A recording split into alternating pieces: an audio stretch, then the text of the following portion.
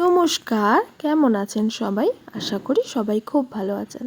আমাদের নতুন একটা ভিডিওয়ে আপনাদের সবাইকে স্বাগত। চলুন দেখে নেওয়া যাক আজকের ভিডিওটা কী নিয়ে।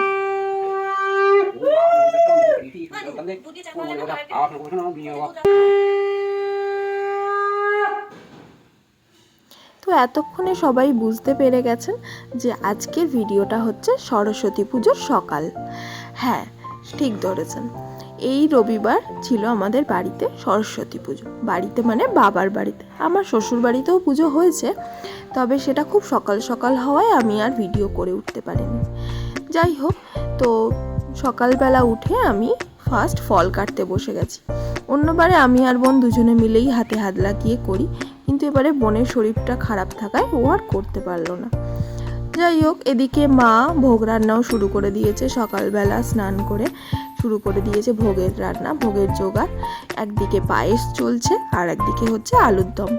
আমাদের প্রতি বছর মা সরস্বতীকে খিচুড়ি ভোগ দেওয়া হয়, সাথে আলু ভাজা, বিভিন্ন রকমের ভাজা, আলুর দম, পায়েস, সমস্ত কিছু। ওই যে দেখছেন লাল রঙের শাড়ি পরা একজন বসে আছে, উনি হচ্ছেন আমার মাসি। মাসি এসে আমাকে বলছে, বাবা তুই সকাল সকাল নিজের হাতে এত কিছু জোগাড় করে ফেলেছিস, তো ঠিক আছে, যেটুকু বাকি আছে সেটুকুতে আমিই হাত লাগাই। তো বলে মাসিও ধূপগুলো সাজিয়ে ফেলছিল।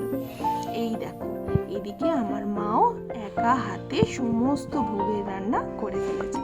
খিচুড়ি, আলুর দম, 5 রকম ভাজা, ফুলের টক, পায়েস, সমস্তটা। এখন শুধু পুরোহিত বসার অপেক্ষায়। এই যে পুরোহিত বসে গেছে, আর যিনি পুজো করছেন পুরোহিত, উনি হচ্ছেন আমার দাদু। ওই দেখো, ওই দিকে আর একটা পুচকু বসে আছে। কতক্ষণে মায়ের অঞ্জলি হবে, ও অঞ্জলি দিয়ে একটুখানি মিষ্টি খাবে। ওকে দেখে ছোটবেলার সেই কথাগুলো বড্ড মনে পড়ে যাচ্ছে। তোমাদের ছোটবেলাটাও কি এরকম ছিল? প্লিজ কমেন্ট করে জানিও। আমরা তো সকাল সকাল উঠে স্নান করে শাড়ি পরে আগে মায়ের কাছে চলে যেতাম সরস্বতী পুজোর অঞ্জলিটা দিয়ে, তবে আমাদের স্কুলে যেতাম। এই যে আমরা সবাই এখানে চলে এসেছি। এখানে রয়েছে মাসি, আর চেয়ারে বসে আছে মাসির ছেলে আর তার বউ, ওই যে সবুজ রঙের শাড়ি পরে। আর বোনের স্টুডেন্টটা শুধু ছটফট করছে কতক্ষণে অঞ্জলিটা দেবে। অঞ্জলির মাঝখানে হয়ে গেছে, আমি সেটা আর ভিডিও নিতে পারলাম না, তোমাদের সাথে শেয়ার করতে পারলাম না। তো অঞ্জলি শেষে দাদু এখন আরতিতে ব্যস্ত।